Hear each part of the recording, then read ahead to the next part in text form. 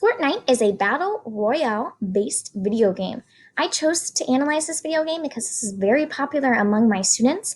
Out of my 23 students last year, I had 20 playing this game. Now, if you look at the top of the screen, you can see that flying bus, and that is how players enter into the game. They are dropped in with 100 other players with no resources. They must find their resources within the game, and the goal is to be the last one or last group alive. Now, in response to the first question on the meanings and messages, I found the video this week to be very moving by Mary Clance and Bill Cope. The quote was stated, "Meaning is made in the interaction between intention and experience of the person who creates the meaning in text." I use this quote to guide my answering of this question. I believe that Epic Games' intention in creating Fortnite Battle Royale was to create an engaging and addicting game that teens and adults would choose over other Battle Royale games, which would lead to the spending of money and thus making them a profit. Profit is what drives most businesses. In addition to this intention, Epic Games' experiences have played a pivotal role in the messages communicated. First, the game is a Battle Royale game. This leads me to believe that the creators had experience with Battle Royale games and noticed this rising trend. Next, the goal of the game is to be the last individual or team alive. This indicates survival over violence. Specifically, in the single-player version, you're not only surviving, but you're trying to protect others from an apocalypse. I believe this was an intentional choice in response to the negative media around potential negative effects of violent video games. The creators did not eliminate violence, but they did provide a purpose for that violence. Also, the creators chose to drop the characters into the game equally, with everything being found in the game. This could be in response to the importance of equality in today's culture. Since characters are dropped into the game with no weapons, this does mean that they must loot in order to find weapons and materials. This does communicate a message of stealing, however, it is stealing for survival, which presents a source of conflicting values, but in comparison to other video games, that purpose is still on survival and not just stealing to steal. Finally, the game is free, which presents an opportunity for equal access as long as you have a device. Yet the creators still found a way to make money by providing the opportunity to purchase additional skins. This aligns with what many other apps and games are currently doing, leading me to believe that Epic Games has done their research. They know how to make money, they know how others are making money. In conclusions, combining these intentions and experiences, I get these messages that are on the screen right now. Battle Royale is a style of gaming. It presents a new and exciting challenge every time that will keep you wanting to play. The game is not about violence, but survival. The goal is to be the last one or team alive. You have equity in the game, equality. Everyone drops in this with the same thing, a pickaxe. The looting in the game is purposeful, it's for survival, and you will all have access. Now, honestly, I don't find any of these messages compelling. I feel the creators have presented these messages to work around the negative talk around video games. There is still violence. The game really isn't equal. You can still purchase things. The looting is stealing, and access will require you a device. Now, in response to the first one, I'm not real familiar with the Battle Royale style of gaming. However, I am sure there are many that would argue against that there are other styles of gaming that are even better. Now, going on to the second question. The intended audience is for teens, so that means ages 13 and up. I found this from looking at a game itself and from Common Sense Media.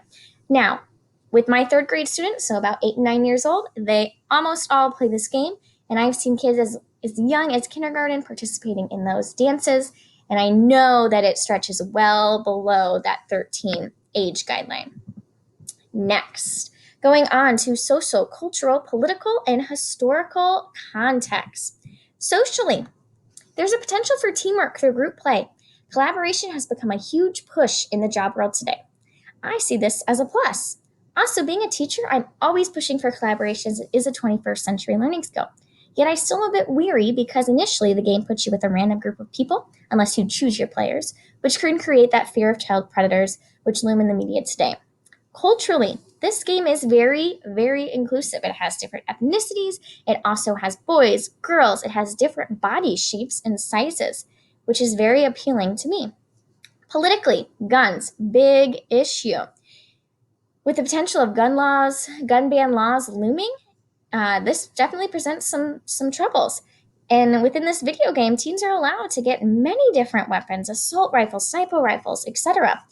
Now, I live with an avid hunter and listen to him complain about the potential of banning guns, yet I still find myself stuck somewhere in the middle of this issue. However, I can't say I support teen shooting, even if it is for survival. Historically, the popularity of video games is rising, and there is more access to technology today. Now, looking at this through the lens of different societies at different times, socially, some may not be able to get over this dilemma of child predators and different people and others talking in chat rooms. Culturally, if this game were set before the civil rights movements or before the women's rights movements, it would look very different. The individuals in the game would probably not be there, and access to it would be very different. Politically, countries in times of war could actually see this video game as a preparatory game for individuals who are working up into being in the military. Additionally, Democrats are going to see this very different than Republicans. Anti gun groups are going to say no to this game. Even different states are going to have different ideologies, which is going to cause them to view this in a different light. Historically, other generations are going to view this differently. Older generations are not going to buy into this quite as quickly because they haven't experienced the video games. They haven't experienced all of this technology as the students of today have. Now, going on, whom the authors left out, what version of the story is missing, and what does it emphasize? Well, as I mentioned earlier, in the text, students are dropped from a bus into the game into randomly generated missions. How players got to the bus and became an individual fighter or survivalist or part of the team, it's not really communicated. Your mission is communicated once you are in the game, and that emphasis is on survival, planning, using tools, and teamwork. Gaps are left with no consequences for your behavior. In real life, there would be consequences for warfare, such as those mental, physical, social, emotional, all of those effects. And this silence can make light of the violence within the game itself. The story of the players you are fighting against, that's not explored either. In real warfare, those would be real people with real stories. In the game, they simply die and they start over again. This is not authentic. Yet I believe the author makes this choice because teens are not equipped to handle the real results of this warfare. However, this does beg to differ if video games are desensitizing teens to violence. Moving on, whose knowledge does the author appear to value? Well, I completed the gender switch activity. The characters in the video game are based on the players. So since more males play, there's more male players. Now I considered if there were more females in this game, what it would look like and how society would look at it. Society, I believe, would not approve of it as well because women are traditionally not thought of as being violent. This leads me to thinking that the knowledge that is valued is males. Additionally, I switched the theme. Instead of fighting for survival, I thought about it as fighting just to kill, which is what many video games do. And this led me to believe that the creators are valuing the knowledge of adults, which are the ones that are going to buy the games and make that profit for them. They're trying to make it pleasing to the parents. Going on, whose knowledge is marginalized, devalued, or left out, and why?